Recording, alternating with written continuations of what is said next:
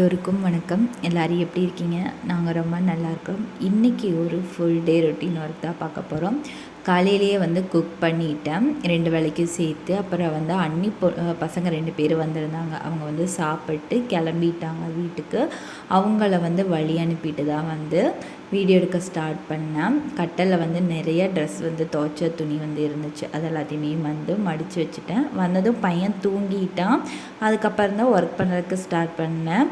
பாதி ஒர்க் பண்ணிகிட்டு இருக்கும்போதே பையன் வந்து சினுங்கினான். தொட்டிலில் இருக்கும்போது கொஞ்சம் ஆட்டி விட்டுட்டு அதுக்கப்புறம் வந்து வீட்டெல்லாம் கூட்டி விட்டுட்டேன். வீட்டில் ஒரு குழந்தை இருந்தாலே வீடு வந்து அங்கங்கே பொம்மையாக இருக்கும். 2 குட்டீஸ் வேறு. அதனால் வீடு செம்ம குப்பையாக இருந்துச்சு. அதனால் வந்து வீட்டிலேருந்து டாய்ஸ் எல்லாம் வந்து அது இடத்துக்கு எடுத்து வச்சுட்டு வீட்டை வந்து கூட்டி விட்டுட்டேன்.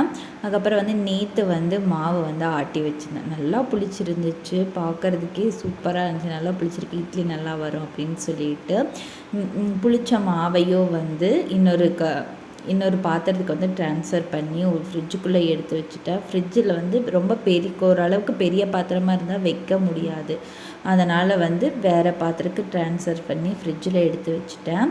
நேற்று வந்து பக்கத்தூரில் வந்து சந்தை. எங்கள் வீட்டுக்காரங்க வரும்போது கொஞ்சம் தேங்காய் வந்து நிறையவே வாங்கிட்டு வந்திருந்தாங்க. அதுக்கு ஃப்ரீயாக வந்து வாழைப்பூ கொடுத்துருந்தாங்க. எனக்கு வந்து வாழைப்பூவே வந்து க்ளீன் பண்ண தெரியாது. ரொம்ப நேரமாக உட்காந்து க்ளீன் பண்ணுவேன். அதனால தான் நீங்கள் எதுக்கு வாங்கிட்டு வந்தீங்க அப்படின்னு சொல்லிட்டுலாம் பேசிகிட்டு இருந்தேன். அப்புறம் வந்து கவி வந்து நான் க்ளீன் பண்ணி கொடுக்குறேன் அப்படின்னு சொல்லிவிட்டு அவள் க்ளீன் பண்ணி கொடுத்தா. அப்பாடா சந்தோஷம் அப்படின்னு சொல்லிட்டு ஃபுல்லாக க்ளீன் பண்ணி கொடுத்துட்டா. அதையும் வந்து ஃப்ரிட்ஜில் எடுத்து வச்சுட்டேன். கல்லெண்ணெய் வந்து டிமார்ட்டில் வாங்கிட்டு வந்திருந்தேன். ஒரு 2 லிட்டர் வாங்கிட்டு வந்தேன். அதில் 1 லிட்டர் வந்து கீழேயே போயிருச்சு. 1 லிட்டர் தான் இருந்துச்சு. இதை வச்சு தான் வந்து இந்த மந்த் வந்து சமாளிக்கணும் அப்படின்னு சொல்லிட்டு அதையும் வந்து ஒரு பாட்டிலில் வந்து ஊற்றி வச்சுட்டேன். அதுக்கப்புறம் வந்து சீரகம் சுத்தமாக தீர்ந்துருந்துச்சு. அதனால் வந்து சீரகம் மட்டும் ஒரு 1/4 கிலோ அந்த அளவு வந்து வாங்கினேன். இதுவே பார்த்திங்கன்னா எனக்கு 2-3 மாதம் வரைக்கும் வரும். அதையும் வந்து ரீஃபில் பண்ணி வச்சுக்கிட்டேன். அப்புறம் பையனும் கரெக்டாக எந்திரிச்சிட்டான். அவனுக்கு வந்து பாட்டில் வந்து பால் ஊற்றி கொடுத்தேன். அவனும் வந்து வாங்கிட்டு சமத்தா குடிக்கிறதுக்காக போனான். அப்புறம் நானே வந்து கொடுக்குறேன்டா வா அப்படின்னு சொல்லிட்டு உட்காந்து குடிச்சிட்டேன்னா கரெக்டாக எங்கள் வீட்டுக்காரங்களும் வந்துட்டாங்க. அப்போ 2 பேருமே வந்து சேர்ந்து உட்காந்து தான் சாப்பிட்டோம். பையன் வந்து இப்போ தான் பால் குடித்தான். அப்படிங்கிறனால வந்து அவனுக்கு வந்து கொஞ்சம் நேரம் கழித்து சாப்பாடு ஊட்டினேன். ஈவினிங் வந்து கிளைமேட் ரொம்ப நல்லா இருந்துச்சு மொட்டை மாடியிலேருந்து பார்க்கும்போது. அதனால் கொஞ்சம் நேரம் வந்து மொட்டை மாடியில் டைம் ஸ்பெண்ட் பண்ணிட்டு ஒரு 7 மணிக்கே வந்து டின்னர் வந்து சேர்க்க ஆரம்பிச்சிட்டேன். பையனுக்கு வந்து பசி எடுக்க ஆரம்பிச்சு. அதனால் வந்து இட்லி வந்து ஒரு அடுப்பில் வச்சுட்டேன். இன்னொன்றில் வந்து கத்திரிக்காய் கடைகளுக்கு வந்து வச்சுருந்தேன். பையனுக்கு வந்து ஃபர்ஸ்ட்டு வந்து இட்லி ஊட்டி விட்டேன். ஏன்னா வந்து பசிக்கினால தான் அழுகிறானோ அப்படின்னு சொல்லிட்டு அவனுக்கு வந்து ஊட்டி விட்டுட்டு அதுக்கப்புறம் தான் வந்து கத்திரிக்காய் கடைகளுக்கு வந்து தாளித்து கடைஞ்சேன். கரெக்டாக வந்து எங்கள் வீட்டுக்காரங்களும் ஒரு 7:30 மணிக்கு வந்துட்டாங்க. 2 பேருமே வந்து சேர்ந்து உட்காந்தா சாப்பிட்டோம். அப்பவும் வந்து பையன் சாப்பிட்றான்னு சொல்லிட்டு நாங்கள் சாப்பிடும் போதே வந்து ஊட்டி விட்டுட்டு இருந்தோம்.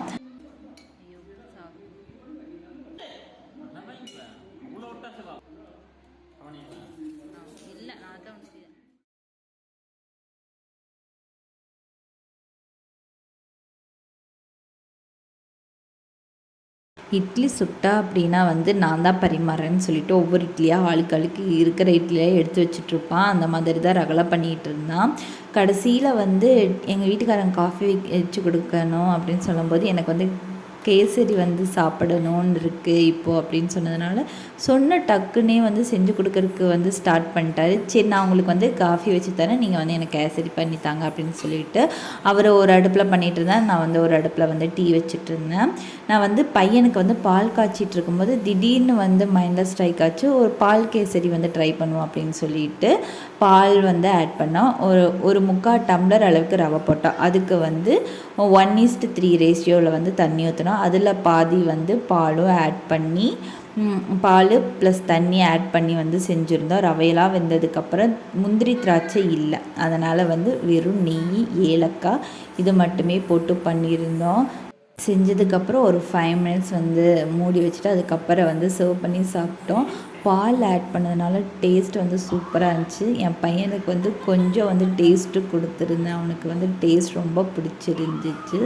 கடைசியில் வந்து 3 பேருமே வந்து சண்டை போட்டு தான் சாப்பிட்ருந்தோம். ஏன்னா வந்து பத்தலை, பண்ணது பத்தலை, அதனால் வந்து சண்டை போட்டு சாப்பிட்ருந்தோம். இவ்வளோதாங்க, இந்த வீடியோ இதோட முடியுது. இந்த வீடியோ உங்களுக்கு பிடிச்சிருக்கும்னு நான் நம்புகிறேன். இந்த மாதிரி என்னோடய டெய்லி ரொட்டீன் ஒர்க் பார்க்கணும் அப்படின்னா என் சேனலை மறக்காமல் சப்ஸ்கிரைப் பண்ணுங்கள். தேங்க்யூ.